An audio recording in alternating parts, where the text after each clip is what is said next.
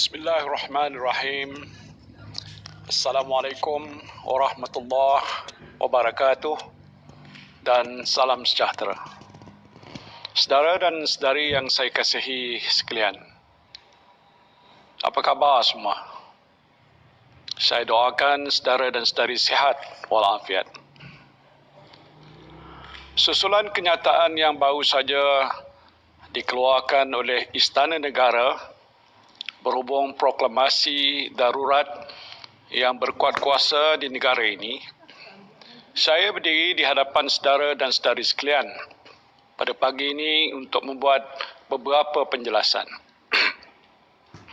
Semalam saya telah diterima menghadap oleh Kebawah Duli Yang Maha Mulia Seri Paduka Baginda Yang di-Pertuan Agong untuk mempersembahkan nasihat Jemaah Menteri agar Seri Paduka Baginda mengeluarkan proklamasi darurat menurut perkara 150 dalam kurungan 1 Perlembagaan Persekutuan untuk mengisytiharkan darurat bagi seluruh persekutuan berkuat kuasa mulai 11 Januari 2021 hingga 1 Ogos 2021 untuk ampun perkenan Seri Paduka Baginda.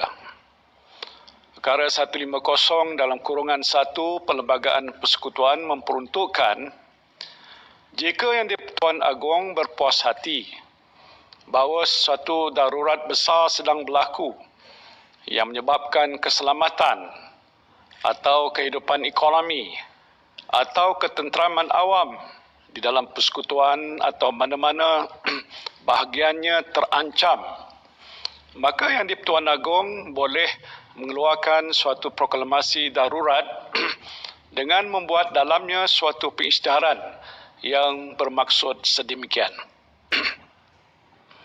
Menurut perkara 150 dalam kurungan 1 Perlembagaan Persekutuan, ancaman terhadap kehidupan ekonomi merupakan salah satu asas untuk sesuatu proklamasi darurat dibuat.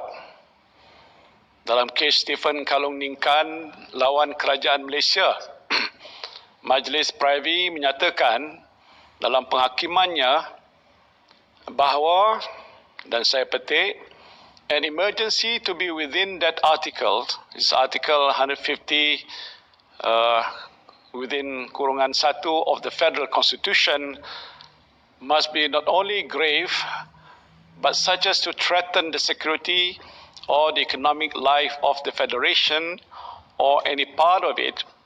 The natural meaning of the word itself is capable of covering a very wide range of situations and occurrences, including such diverse events as was famines, earthquakes, floods, epidemics, and the collapse of the civil government. Dalam hal ini, memandangkan dunia pada masa ini sedang berhadapan dengan ancaman pandemik COVID-19 yang telah secara langsung menjadi ancaman besar terhadap kehidupan ekonomi rakyat di negara ini. Suatu pengisytiharan darurat boleh dibuat oleh Kebawah Duli Yang Maha Mulia Seri Paduka Baginda Yang di-Pertuan Agong berhubung dengan perkara ini.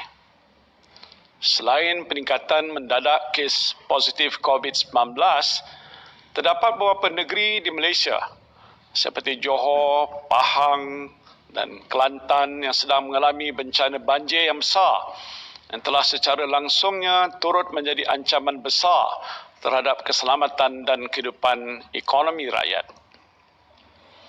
Seperti yang telah saya jelaskan semasa mengumumkan pelaksanaan Perintah Kawalan Pergerakan semalam, kes jangkitan COVID-19 semakin meningkat dan tidak menunjukkan tanda-tanda penurunan dalam masa terdekat. Oleh itu, kerajaan perlu mempunyai kuasa-kuasa tertentu bagi memastikan wabak ini dapat dibendung dengan lebih berkesan dan perkhidmatan kesihatan yang disampaikan kepada rakyat tidak lumpuh. Setelah mempertimbangkan nasihat Jemaah Menteri, Seri Paduka Baginda telah berpuas hati bahawa adanya keperluan mengeluarkan proklamasi darurat bagi membolehkan ordinan dimasyhurkan di bawah pasal 2B perkara 150 bagi memperuntukkan kuasa-kuasa perlu untuk mengekang dan menghalang daripada berlakunya penularan wabak COVID-19 dengan lebih serius di negara ini. Saudara dan saudari yang saya kasihi sekalian, izinkan saya memberikan penjelasan lebih lanjut mengenai bentuk darurat yang berkuat kuasa di negara ini. Ingin saya tegaskan bahawa darurat yang diisytiharkan oleh Kebawah Duli Yang Maha Mulia Seri Paduka Baginda Yang di-Pertuan Agong bukanlah suatu bentuk rampasan kuasa tentera. Perintah berkurung juga tidak akan dilaksanakan. Sebaliknya, sepanjang tempoh darurat ini, kerajaan awam akan terus berfungsi. Let me assure you that the civilian government will continue to function. The emergency proclaimed by the Yang di-Pertuan Agong is not a military coup, and curfew will not be enforced. Dari segi pentadbiran kerajaan, Jemaah Menteri dan Majlis Mesyuarat Kerajaan Negeri-Negeri akan terus berfungsi menurut Perlembagaan Persekutuan dan apa-apa ordinan yang dimasyhurkan oleh Kebawah Duli Yang Maha Mulia Seri Paduka Baginda Yang di-Pertuan Agong daripada semasa ke semasa. Saya memberi jaminan bahawa jentera pentadbiran dan perkhidmatan awam kerajaan persekutuan dan kerajaan-kerajaan negeri tidak akan terganggu dengan pengisytiharan darurat ini. Sepanjang tempoh darurat ini, jika Seri Paduka Baginda berpuas hati bahawa ada hal-hal keadaan tertentu yang menyebabkan perlu baginya mengambil tindakan serta-merta, maka Seri Paduka Baginda boleh memasyhurkan apa-apa ordinan yang perlu mengikut hal keadaan semasa. Dalam konteks ini, beberapa ordinan darurat boleh dimasyhurkan oleh Kebawah Duli Yang Maha Mulia Seri Paduka Baginda Yang di-Pertuan Agong bagi tujuan membendung wabak COVID-19 yang merangkumi hal-hal berkaitan penggunaan aset hospital swasta, mengambil milikan sementara tanah, bangunan atau harta alih hospital swasta atau membuat permintaan untuk penggunaan sumber hospital swasta bagi tujuan merawat pesakit COVID-19. Sehubungan itu, kerajaan juga boleh mendapatkan penglibatan yang lebih inklusif daripada pihak swasta, termasuk kemudahan penjagaan kesihatan swasta bagi membantu meringankan beban yang ditanggung oleh agensi kerajaan, terutamanya hospital awam. Menerusi ordinan ini, bantuan yang boleh diperolehi daripada pihak swasta meliputi sumber manusia, kepakaran, fasiliti, aset, makmal ujian dan utiliti.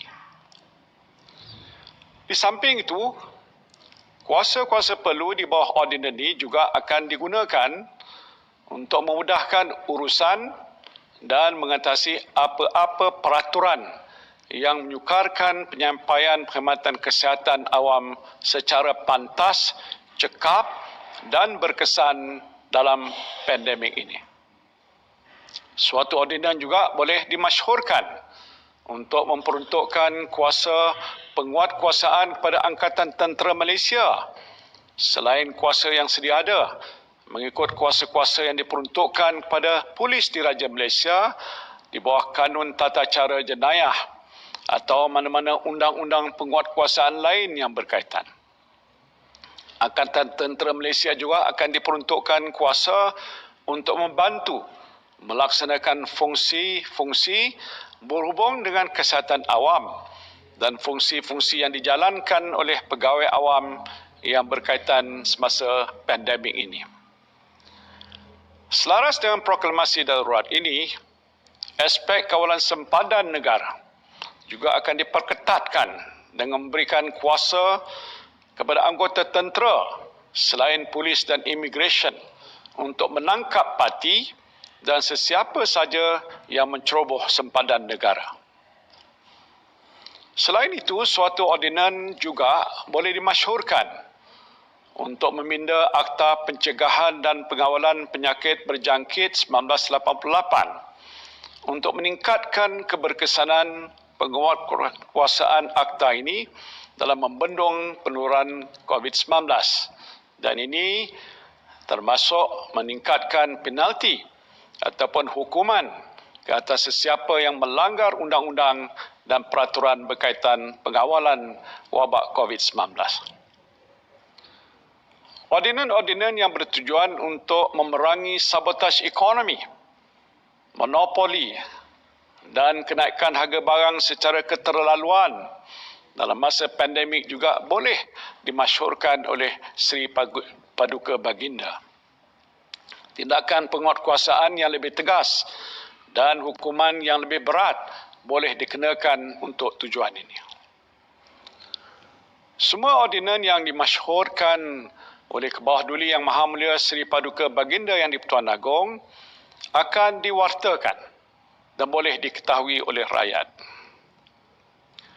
Saudara dan saudari yang saya kasihi sekalian, dalam tempoh darurat ini juga, kuasa-kuasa eksekutif persekutuan akan meliputi apa-apa perkara dalam kuasa perundangan negeri kecuali bagi apa-apa perkara hukum syarak ataupun adat Melayu atau mengenai apa-apa perkara undang-undang atau adat anak negeri di Sabah ataupun Sarawak, agama, kewarganegaraan dan bahasa selaras dengan Fasal 6A Perkara 150 Perlembagaan Persekutuan.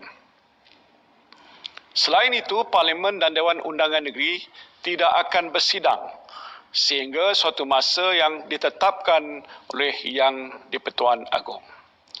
Sepanjang tempoh darurat berkuat kuasa, pilihan raya umum, pilihan raya negeri dan pilihan raya kecil tidak akan diadakan.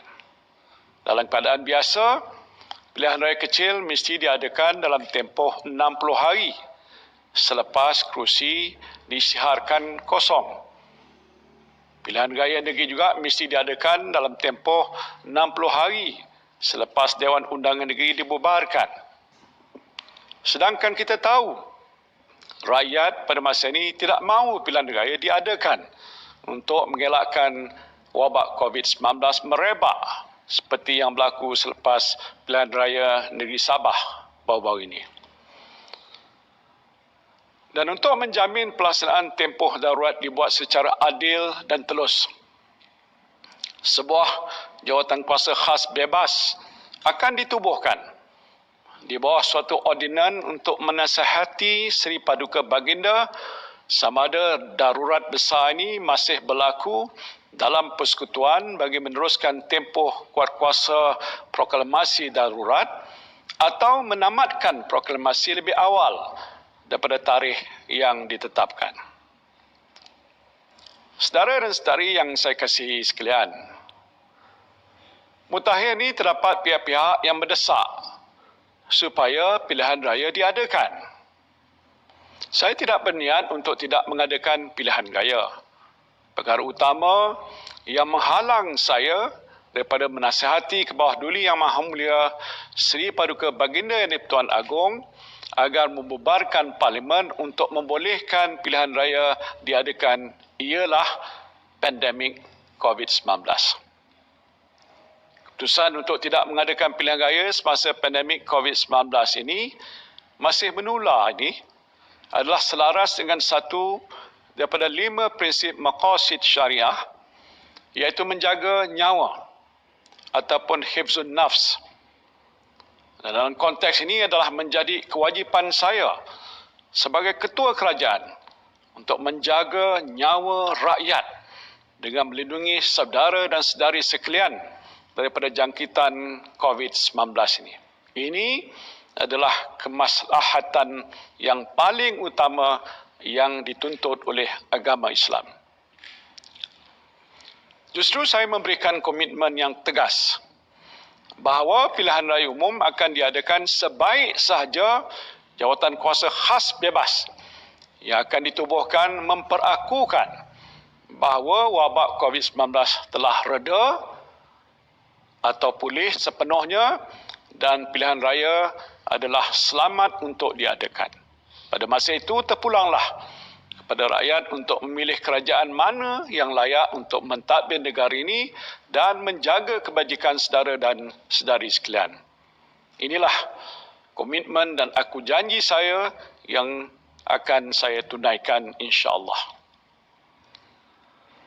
Bagi saya dalam keadaan negara dan rakyat yang sedang menghadapi satu mudarat besar ini, adalah amat penting semua ahli politik mengenepikan perbezaan masing-masing dan bersolidariti bersama rakyat. Bila tiba masa untuk berpolitik, maka berpolitiklah dengan penuh bertanggungjawab.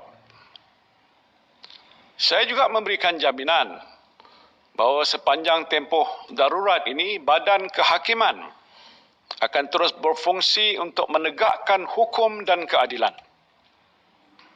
Kerajaan Perikatan Nasional akan terus mempertahankan kebebasan Badan Kehakiman dan tidak akan sekali-kali mencampuri urusan mahkamah. The judiciary will continue to be the beacon of justice in our country, and I will never interfere in the business of the court. Aktiviti ekonomi juga akan terus berfungsi tertakluk pada SOP dan perintah kawalan pergerakan yang berkuat kuasa. Kerajaan akan memastikan aktiviti ekonomi tidak terhenti agar rakyat mampu untuk terus bekerja dan perniagaan, perdagangan di industri dapat terus beroperasi seperti biasa. Kerajaan juga komited untuk memastikan amalan-amalan governance terbaik terus diamalkan sepanjang tempoh pelaksanaan darurat ini. Organisasi kawal selia negara yang diiktiraf di peringkat antarabangsa iaitu Bank Negara Malaysia, Suruhanjaya Security serta Bursa Malaysia akan terus memainkan peranan mereka sebagai pemangkin, pengawal selia dan pemudah cara syarikat dan pasaran. Now, to all the stakeholders keenly monitoring what is happening in Malaysia, I emphasize that Malaysia is open for business. In facing these challenging times, this period of emergency will give us much needed calm and stability, as well as enable us to focus on economic recovery and regeneration. We remain committed to good governance in these times, and we have a robust and dynamic regulatory ecosystem. We must remember that the government has a six-stage strategy in place for economic recovery since March last year and were incorporated in the budget 2021. Continued stability, of course, will enable us to sustain and build upon the economic recovery trajectory we have been working hard for since last year. Saudara dan saudari yang saya kasihi sekalian, saya merayu saudara dan saudari sekalian supaya kekal tenang dan memberikan kepercayaan serta sokongan sepenuhnya kepada kerajaan untuk membendung penularan COVID-19 ini dengan lebih berkesan sepanjang tempoh darurat dilaksanakan. Saya juga menyeru kepada semua ahli politik, pemimpin masyarakat sivil, pertubuhan bukan kerajaan, badan-badan agama, belia, mahasiswa dan setiap lapisan masyarakat supaya bersatu dan berganding bahu dalam menghadapi situasi yang amat sukar ini. Yang penting matlamat kita hanyalah satu, iaitu kita mesti menang dalam memerangi COVID-19 ini.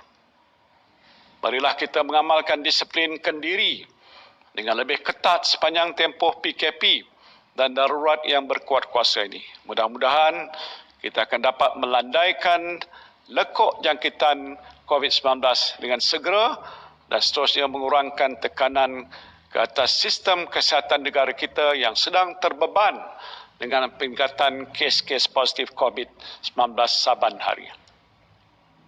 Saya memberikan amaran keras sesiapa yang cuba mengganggu gugat usaha kerajaan untuk mengurus pandemik COVID-19 dan ekonomi negara akan diambil tindakan tegas demi kesejahteraan rakyat dan keselamatan negara.